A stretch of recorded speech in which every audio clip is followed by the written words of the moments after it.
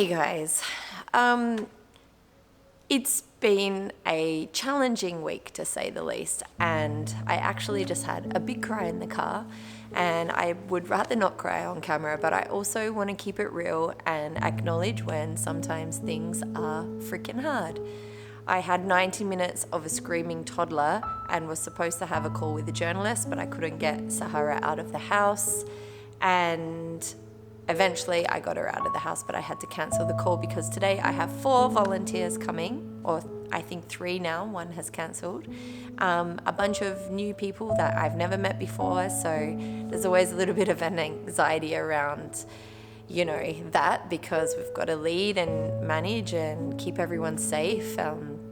At the same time, I've got work to do and I want to make sure it's continuing forward. So it's always a little balance between receiving help and also facilitating the space for people to learn and, pique their interest in boat building or just making with their hands, which is what we want to do, not just, take free help. And just with new people, it's always a little bit of a nervous start, and then usually it's totally fine. So I'm kind of like half anxious and half excited. But I watched a video this morning from, I think 5 years ago, that we had put on YouTube about the concept for the Floating Stories Lab. At that time, we had planned to get a old boat and refit it, like just a fiberglass, mass-produced fiberglass boat from the 90s. And of course, we're 5 years on and we completely changed our minds and decided to build a warrum. But what I wanted to say is that it really hit me hard at how long it's taken to pursue this dream of creating the Floating Stories Lab. Part of that is being in France. It's a really difficult country to be a remote worker like I am. It doesn't really encourage people to go out and chase dreams like this.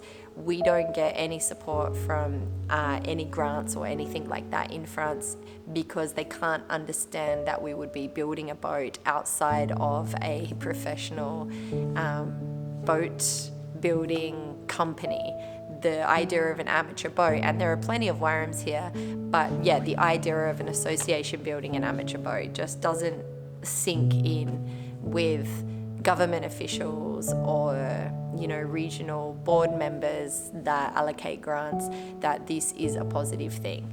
So it has been challenging. At times we get more support from the UK and the EU, and this is why when we're asked why are all of your communications in English, well, we have an international reach and we actually have a lot of support outside of France. That being said, more recently we've had quite a bit of support from the local community of communes.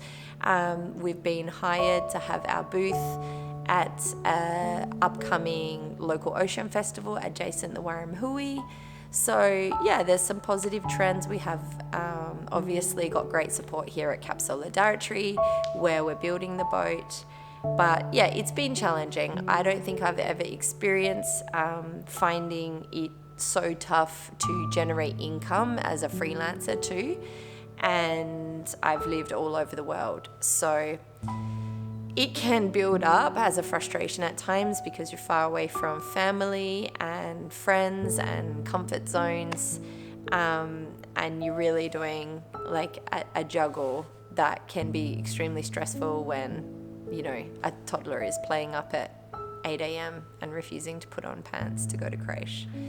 So I just want to say that whilst it always looks like we're having fun, and we are, it's not always that easy, and we really appreciate you guys being here and supporting. The YouTube videos give me actually a lot of joy, and when we put them out there and we get comments and people are inspired, that's what it's all about. Sharing and being transparent about everything, which is why I wanted to make this little comment that it's just not all roses all the time.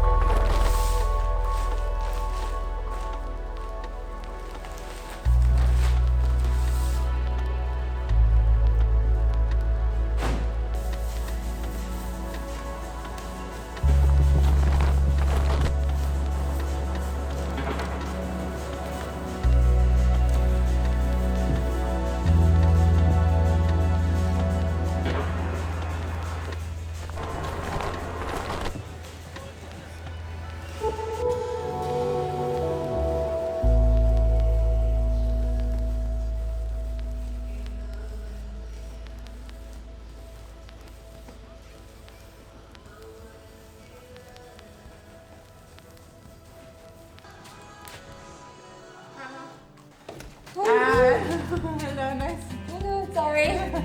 Hello, nice to meet you. And look at the room. I'm Eva. Eva, Angie. Hi, the others are coming. Okay. So, Lorraine is just calling. Okay, no She's problem. just at a meeting. And hello. Yeah, on top. And it's not making much of a difference for now, but when we put them back when they're epoxied with the pure ply, that's when we need to make sure they sit perfectly. The bottom one is a shorter one because it goes on top. So, and then it's like, usually I just do one hand to push back. And again, once I get here, I just go like this, get it to the edge, I just check everything again, and I try and do one hand to roll out. Really gentle with it. I have my mark, but I didn't start from the end, so that's okay. I'm going to go just a little bit over. Different tasks. Every day can be like really different. We just couldn't understand like an amateur boat build, but this is the business model of wiring boots for amateurs. Just pull yours back, like put your fingers in like that, and just pull it back a little bit. I actually find that it's kind of easier and harder. Last time everything was already cut. Yeah, so people were like, yeah, you guys are crazy, like you know, they're fooling you guys, so that's the point. And frankly, we have more support from international than in France. And second, because every time we say we're building a boat, you guys are like, which chantier naval? And we're like, no. DIY, and they can't understand it.